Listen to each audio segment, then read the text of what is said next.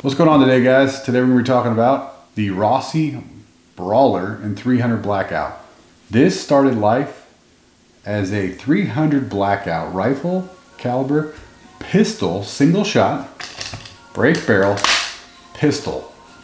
And for a couple $100 and some cool companies with some cool technology, we were able to turn it into this. So let's talk about it.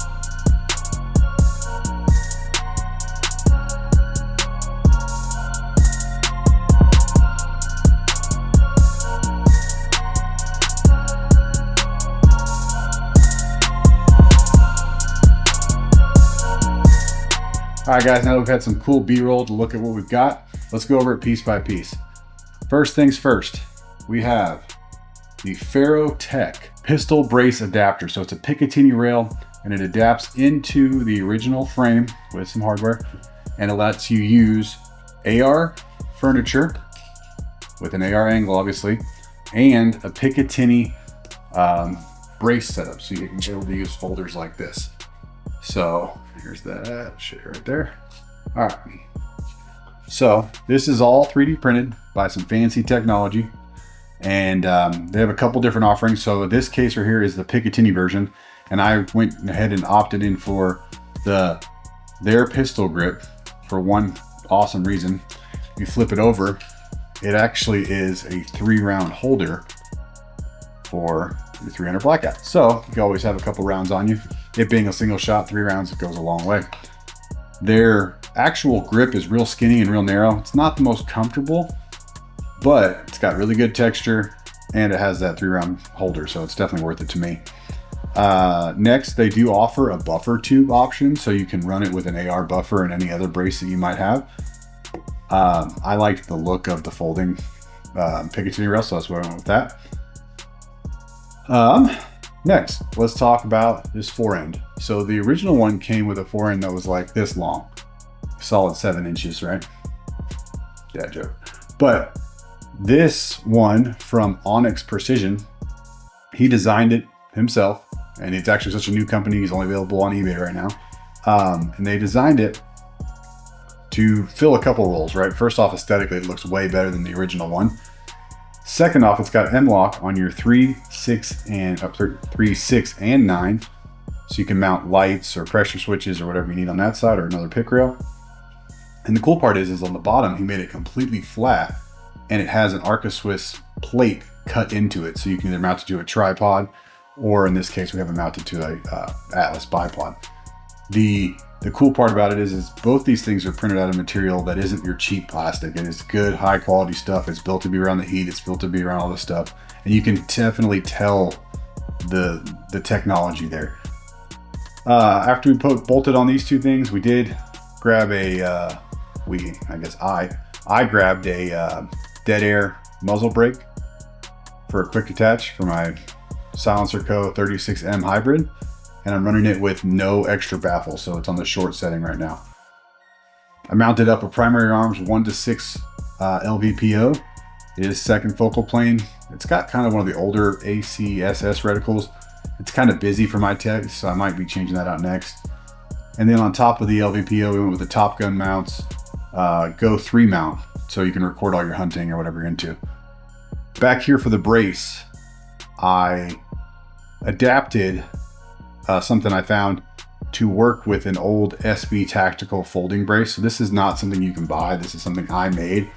So it's kind of a testament to show that kind of where 3D printing is, because I 3D printed all this stuff, and all this back here, and it was just me.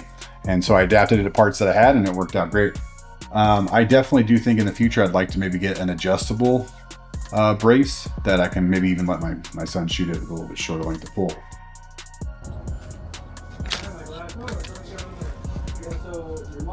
All right, so now that we talked about all the parts that I added, let's talk about what it did. So I took it out to the range and I tested 3 different types of ammo. First one was 125 grain Winchester white box supersonic rounds. I just wanted to see what it did and how it grouped. So all my groups were at 50 yards. They were all shot off the bipod with a rear bag, so the best you can get with this kind of setup. And at 50 yards, they were shooting, I'll post the groups up here, one of these 2 spots, And the supersonics, obviously not why you buy this gun, right? You want it to be super quiet. But the supersonics were the most accurate, probably because of the speed, at like 1.3-ish groups at, or 1.3 inch groups at 50. Pretty consistently 5-round groups. I'll post a picture. But the real reason I took it to the range to try it out and bought this whole thing was to see how quiet it was. So I tested the Hornady 208 grain Black, 300 Blackout ammo, and it ran like 1.45-ish. Again, I'll show you a picture. I'm not 100% sure off the top of my head. It's pretty comparable to what we have in the supersonics, but the sound was much better and way more obviously muted, right? So that's why you buy this gun. So I tested it with and without ear pro just to try. 15 inches to 400, 3 inches high for the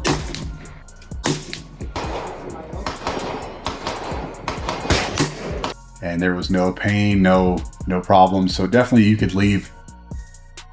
say the subsonics work great. And then just for good measure, I tried some 220 grain rifle dynamics subsonics, and those shot like a 2-inch group at 50 yards. It's a non-starter for me.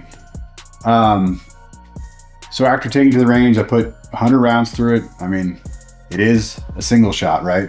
And it is 300 Blackout, and this is not a very forgiving setup for recoil, so I was actually a little sore this morning.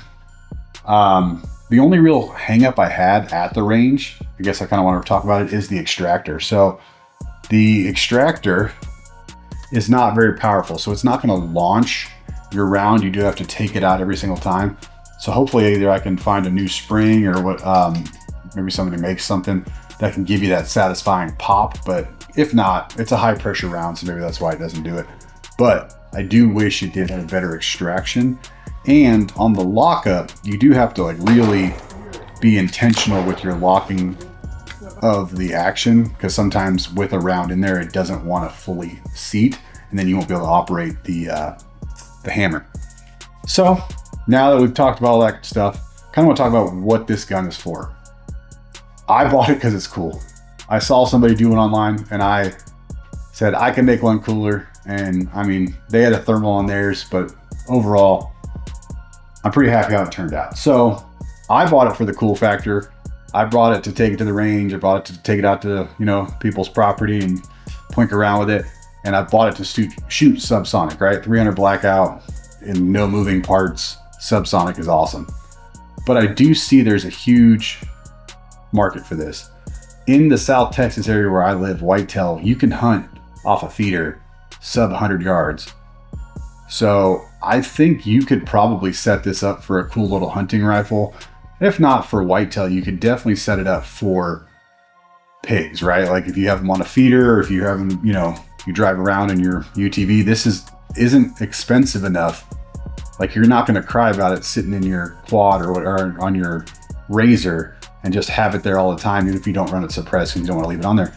It's still a really cool option when you put a brace on it. So there's a ton of like actual real hunting applications for this. And the other thing I see is because it is so light and there's not a lot of noise, with an adjustable stock, you might be able to like really have your younger kids shoot it and it won't be that bad because it isn't so scary, and it gets them involved in the firearms world. Plus having a legit exposed hammer in a single shot, safety wise, is huge. So overall, I like it. I'm in for it for less than $500 without the optic and the can. I think it's a winner.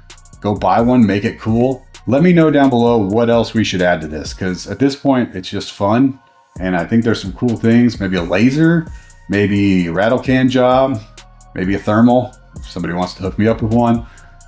Let me know down below what you think we should do with this, and we'll go from there, because I think this isn't the last time you guys are going to see it. Maybe we'll get some action footage with the Top Gun mount. But thanks for checking it out, guys. Again, let me know down below what you want to see next from this and next from us. Got some big things coming. Like, subscribe, all that good stuff. We're moving along.